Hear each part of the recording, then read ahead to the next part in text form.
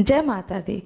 माता दुर्गा की कृपा आप पर और आपके पूरे परिवार पर सदा सर्वदा बनी रहे। अब मैं आज आप लोगों को सुनाने जा रही हूँ श्री गणेशाय नमः, श्री दुर्गाय नमः। अथ श्री दुर्गा सप्तशती दशम अध्याय। शुंभ वध। ध्यानम। देवी के रूप का ध्यान करना।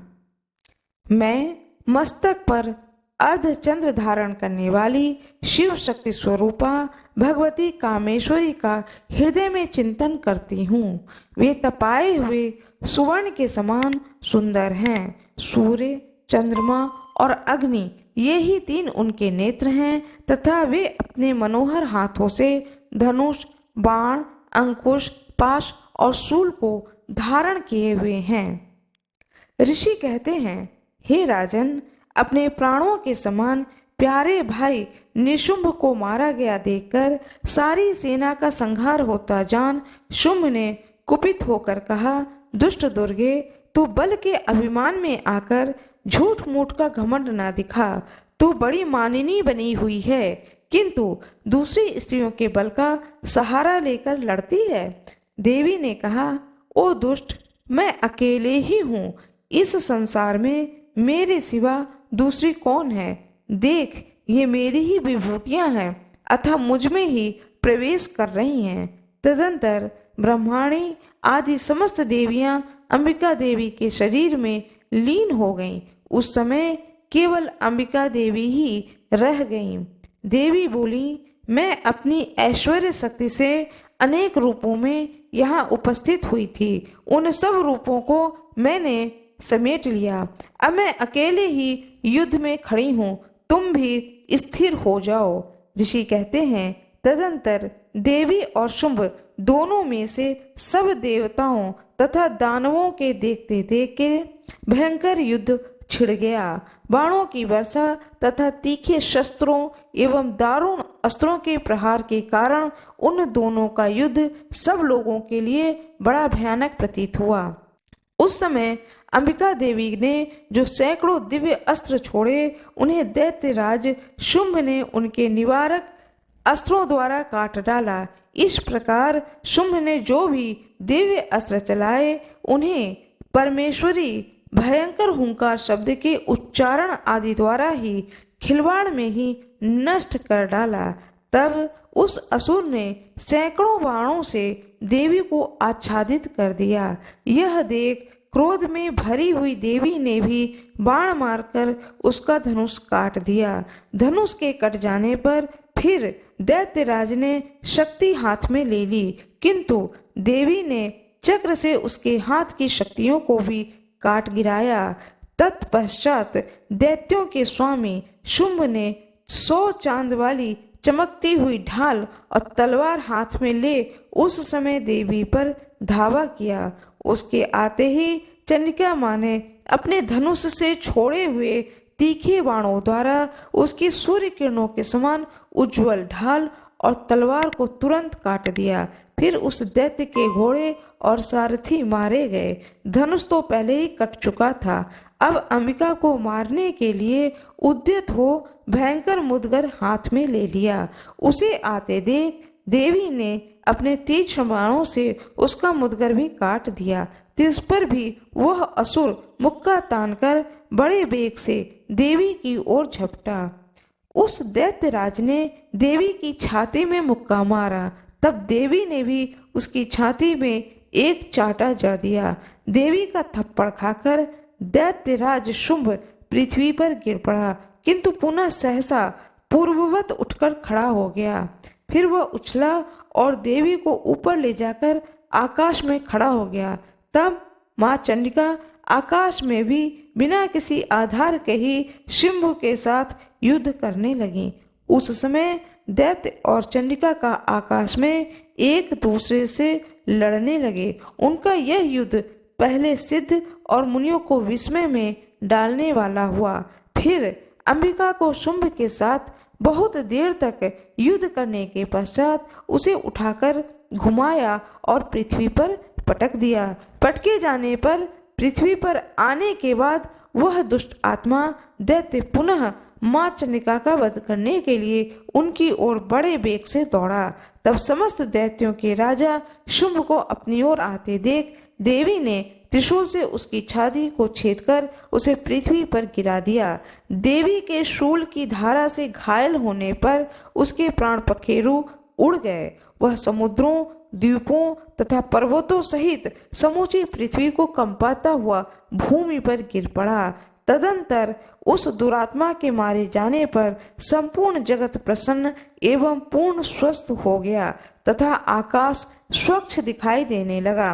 पहले जो उत्पात सूचक मेघ और उल्कापात होते थे वे सब शांत हो गए तथा उस दैत्य के मारे जाने पर नदियां भी ठीक मार्ग से बहने लगीं। उस समय शुंभ के मृत्यु के बाद संपूर्ण देवताओं का हृदय हर्ष से भर गया और गंधर्वगण मधुर गीत गाने लगे। दूसरे गंधर्व बाजे बजाने लगे और अप्सराएं नाचने लगीं। पवित्र वायु बहने लगे। सूर्य की प्रभा उत्तम हो गई थी। अग्निशाला बुझी हुई आग अपने आप प्रज्वलित हो गई तथा संपूर्ण दिशाओं के भयंकर शब्द शांत हो गए। इस प्रकार श्री मार्कंडेय पुराण में सावर्णिक मनवंतर की कथा के अंतर्गत देवी महात्म्य में शुंभ वध नामक 10वां अध्याय पूरा हुआ। माता रानी की जय हो, देवी दुर्गा की जय हो, माँ काली की जय हो। मेरा ये वीडियो यदि आप लोगों को पसंद आया तो कृपया लाइक जरूर कर दीजिएगा, चैनल को सब्सक्राइब कर दीजिएगा, जिससे कि ज़्यादा से ज़्यादा लोग इस कथा को सुन सकें। धन्यवाद। माता रानी की जय हो, भोले बाबा की जय हो। मेरा यह वीडियो यदि आपको पसंद आए तो कृपया लाइक जरूर करिएगा। श्री गणेशाय नमः, श्री दुर्गाय नमः। अथ श्री दुर्गा सप्तशती एकादशो अध्यायः। देवताओं द्वारा देवी की स्तुति तथा देवी द्वारा देवताओं को वरदान। ध्यानम। मैं भुवनेश्वरी देवी का ध्यान करता हूँ। उनके श्री अंगों की आभा प्रभात काल के सूर्य के समान है और मस्तक पर चंद्रमा का मुकुट है। वे उभरे हुए स्तनों और 3 नेत्रों से युक्त हैं। उनके मुख पर मुस्कान की छटा छाई रहती है और हाथों में वरद, अंकुश, पाश एवं अभय मुद्रा शोभा पाते हैं। ऋषि कहते हैं देवी के द्वारा वहां महादैत्यपति शुंभ के मारे जाने पर इंद्र आदि देवता अग्नि को आगे करके उन कात्यायनी देवी की स्तुति करने लगे। उस समय अभीष्ट की प्राप्ति होने से उनके मुख कमल दमक उठे थे और उनके प्रकाश से दिशाएं भी जगमगा उठी थीं। देवता बोले, शरणागत की पीड़ा दूर करने वाली देवी हम पर प्रसन्न हो। संपूर्ण जगत की माता प्रसन्न हो। हे विश्वेश्वरी, विश्व की रक्षा करो। हे देवी, तुम ही चराचर जगत की अधीश्वरी हो। तुम इस जगत का एकमात्र आधार हो, क्योंकि पृथ्वी में तुम्हारी ही स्थिति है। हे देवी, तुम पराक्रम अलंघनीय है। तुम्हें जल रूप में स्थित होकर संपूर्ण जगत को तृप्त करती हो। तुम अनंत बल संपन्न वैष्णवी शक्ति हो। इस विश्व की कारणभूता परामाया हो। हे देवी, तुमने इस समस्त जग को मोहित कर रखा है। तुम्ही प्रसन्न होने पर इस पृथ्वी पर मोक्ष की प्राप्ति कराती हो। हे देवी, संपूर्ण विद्याएं तुम्हारे में ही भिन्न भिन्न स्वरूप हैं। जगत में जितनी स्त्रियां हैं वे सब तुम्हारी ही मूर्तियां हैं। हे जगदम्बे, एकमात्र तुमने ही इस विश्व को व्याप्त कर रखा है। तुम्हारी स्तुति क्या हो सकती है? तुम तो स्तवन करने योग्य पदार्थों से परे एवं परावाणी हो। जब तुम सर्वस्वरूपा देवी स्वर्ग तथा मोक्ष को प्रदान करने वाली हो, तब इसी रूप से तुम्हारी स्तुति हो। तुम्हारी स्तुति के लिए इससे अच्छी उक्तियां और क्या हो सकती हैं? बुद्धि रूप से सब लोगों के हृदय में विराजमान रहने वाली तथा स्वर्ग एवं मोक्ष प्रदान करने वाली हे नारायणी मूर्ति, तुम्हें नमस्कार है।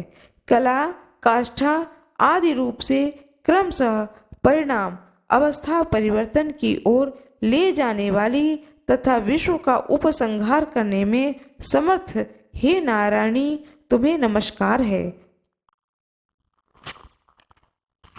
हे नारायणी तुम सब प्रकार का मंगल प्रदान करने वाली मंगलमयी हो, कल्याणदायिनी शिवा हो, सब पुरुषों को सिद्ध करने वाली शरणागत वत्सला, तीन नेत्रों वाली एवं गौरी हो, तुम्हें नमस्कार है। तुम सृष्टि पालन और संहार की शक्ति रूपा सनातनी देवी, गुणों का आधार तथा सर्व गुणमयी हो। हे नारायणी तुम्हें नमस्कार है। शरण में आए हुए दीनों एवं पीड़ितों की रक्षा में संलग्न रहने वाली तथा सबकी पीड़ा दूर करने वाली हे नारायणी देवी तुम्हें नमस्कार है। हे नारायणी तुम ब्रह्माणी का रूप धारण करके हंसों से जुते हुए विमान पर बैठती तथा कुश मिश्रित जल छिड़कती रहती हो, तुम्हें नमस्कार है। हे महेश्वरी रूप से त्रिशूल, चंद्रमा एवं सर्प को धारण करने वाली तथा महान वृषभ की पीठ पर बैठने वाली हे नारायणी तुम्हें नमस्कार है। मोरों और मुर्गों से घिरी रहने वाली तथा महाशक्ति धारण करने वाली कौमारी रूपधारणी निष्पापे नारायणी तुम्हें नमस्कार है। शंख, चक्र, गदा और शारंग धनुष रूप उत्तम आयुधों को धारण करने वाली वैष्णवी शक्ति रूपा नारायणी तुम प्रसन्न हो, तुम्हें नमस्कार है। हाथ में भयानक चक्र लिए और दाढ़ों पर धरती को उठाए वाराही रूपधारणी कल्याणमयी नारायणी तुम्हें नमस्कार है। भयंकर नृसिंह रूप से दैत्यों के वध के लिए उद्योग करने वाली तथा त्रिभुवन की रक्षा में संलग्न रहने वाली नारायणी तुम्हें नमस्कार है। मस्तक पर किरीट और हाथ में महावज्र धारण करने वाली सहस्त्र नेत्रों के कारण उद्दीप्त दिखाई देने वाली और वृतासुर के प्राणों का अपहरण करने वाली इंद्र शक्ति स्वरूपा हे नारायणी देवी तुम्हें नमस्कार है। शिवदूती रूप से दैत्यों की महती सेना का संहार करने वाली भयंकर रूप धारण तथा विकट गर्जना करने वाली हे नारायणी तुम्हें नमस्कार है। दाढ़ों के कारण विकराल मुखमाली मुंडमाला से विभूषित मुंडमर्दिनी चामुंडा रूपा नारायणी तुम्हें नमस्कार है। लक्ष्मी, लज्जा, महाविद्या, श्रद्धा, पुष्टि, स्वधा, ध्रुवा, महारात्रि तथा महाअविद्या रूपा नारायणी तुम्हें नमस्कार है। मेधा, सरस्वती, भूति, वाभ्रवी, तामसी, नियता तथा ईशा रूपी नारायणी तुम्हें नमस्कार है। स्वर स्वरूपा सर्वेश्वरी तथा सब प्रकार की शक्तियों से संपन्न दिव्य रूपा तुम दीर्घे सब भयों से हमारी रक्षा करो, तुम्हें नमस्कार है। हे कात्यायनी यह तीन लोचनों से विभूषित तुम्हारा सौम्य मुख सब प्रकार के भयों से हमारी रक्षा करे, तुम्हें नमस्कार है। भद्रकाली ज्वालाओं के कारण विकराल प्रतीत होने वाला अत्यंत भयंकर और समस्त असुरों का संहार करने वाला तुम्हारा त्रिशूल भय से हमें बचाए, तुम्हें नमस्कार है। हे देवी जो अपनी ध्वनि से संपूर्ण जगत को व्याप्त करके दैत्यों के तेज से नष्ट किए देता है, वह तुम्हारा घंटा हम लोगों के पापों से उसी प्रकार रक्षा करे जैसे माता अपने पुत्रों के बुरे कर्मों से रक्षा करती है। हे चंडिके तुम्हारे हाथों में सुशोभित खड्ग जो असुरों के रक्त और चर्बी से चर्चित है हमारा मंगल करे, हम तुम्हें नमस्कार करते हैं। हे देवी तुम प्रसन्न होने पर सब रोगों को नष्ट कर देती हो और कुपित होने पर मनोवांछित सभी मनोकामनाओं का नाश कर देती हो। जो लोग तुम्हारी शरण में आ चुके हैं उन पर विपत्ति तो आती ही नहीं है। तुम्हारी शरण में गए द्वारा मनुष्य दूसरों को शरण देने वाले हो जाते हैं। देवी अंबिके तुमने अपने स्वरूपों को अनेक भागों में विभक्त करके नाना प्रकार के रूपों से इस धर्मद्रोही महादैत्य का संहार किया है। वह सब दूसरी कौन कर सकती थी। विद्याओं में ज्ञान को प्रकाशित करने वाले शास्त्रों में तथा आदि वाक्य वेदों में तुम्हारे सिवा और किसका वर्णन है, तथा तुमको छोड़कर दूसरी कौन ऐसी शक्ति है जो इस विश्व को अज्ञान में घोर अंधकार से परिपूर्ण ममता रूपी गड्ढे में निरंतर भटका रही हो। जहाँ राक्षस, जहाँ भयंकर विष वाले सर्प, जहाँ शत्रु, जहाँ लुटेरों की सेना और जहाँ दावानल हो, वहाँ वह समुद्र के बीच में भी साथ रहकर तुम विश्व की रक्षा करती हो। हे विश्वेश्वरी, तुम विश्व का पालन करती हो, विश्व रूपा हो, इससे संपूर्ण विश्व को धारण करती हो। तुम भगवान विश्वनाथ की भी वंदनीय हो। जो लोग भक्ति पूर्वक तुम्हारे सामने मस्तक झुकाते हैं वह संपूर्ण विश्व को आश्रय देने वाले होते हैं। हे देवी, प्रसन्न हो। मैंने इस समय आसुरों का वध करते हुए जिस तरह से तुमने शीघ्र ही हमारी रक्षा की है, उसी प्रकार सदा हमें शत्रुओं के भय से बचाओ। संपूर्ण जगत का पाप नष्ट कर दो और उत्पात एवं पापों के फलस्वरूप प्राप्त होने वाले महामारी आदि बड़े बड़े उपद्रवों को शीघ्र दूर कर दो। विश्व की पीड़ा को दूर करने वाली हे देवी, हम तुम्हारे चरणों में पड़े हुए हैं, हम पर प्रसन्न हो। त्रिलोक निवासिनी की पूजनीय परमेश्वरी, सब लोगों को वरदान दो। तब देवी कहती हैं देवताओं से, हे देवताओं, मैं वह वर देने को तैयार हूँ।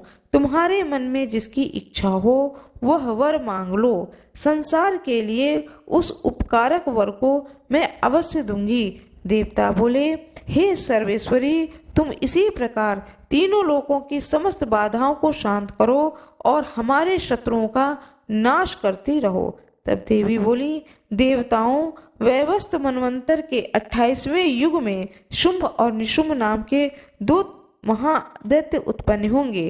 तब मैं नंद गोप के घर में उनकी पत्नी यशोदा के गर्भ से अवतीर्ण हो विंध्याचल में जाकर रहूंगी और उक्त दोनों असुरों का नाश करूंगी। फिर अत्यंत भयंकर रूप से पृथ्वी पर अवतार ले मैं वैप्रचित्र नाम वाले दानवों का वध करूंगी। उस भयंकर महादैत्यों को भक्षण करते समय मेरे दांत अनार के फूल की भांति लाल हो जाएंगे। तब स्वर्ग में देवता और मृत्युलोक में मनुष्य सदा मेरी स्तुति करते हुए मुझे रक्त दंतिका कहेंगे। फिर जब पृथ्वी पर 100 वर्षों के लिए वर्षा रुक जाएगी और पानी का अभाव हो जाएगा, उस समय मुनियों के स्तवन करने पर मैं पृथ्वी पर अयोजना रूप में प्रकट होंगी और 100 नेत्रों से मुनियों को देखूंगी। अतः मुझे शताक्षी नाम से मेरा कीर्तन करेंगे। देवताओं, उस समय मैं अपने शरीर से उत्पन्न हुए शाकों द्वारा समस्त संसार का भरण पोषण करूंगी। जब तक वर्षा नहीं होगी तब तक वे शाक ही सबके प्राणों की रक्षा करेंगे। ऐसा करने के कारण पृथ्वी पर शाकंभरी के नाम से मेरी ख्याति होगी। उसी अवतार में दुर्गम मां नामक महादैत्य का मैं वध भी करूंगी। इससे मेरा नाम दुर्गा देवी के रूप से प्रसिद्ध होगा। फिर मैं जब भीमा रूप धारण करके मुनियों की रक्षा के लिए हिमालय पर रहने वाले राक्षसों का भक्षण करूंगी, उस समय सब मुनि भक्ति से नतमस्तक होकर मेरी स्तुति करेंगे। तब मेरा नाम भीमा देवी के नाम से प्रख्यात होगा। अब अरुण नामक दैत्य तीनों लोकों में उपद्रव मचाएंगे।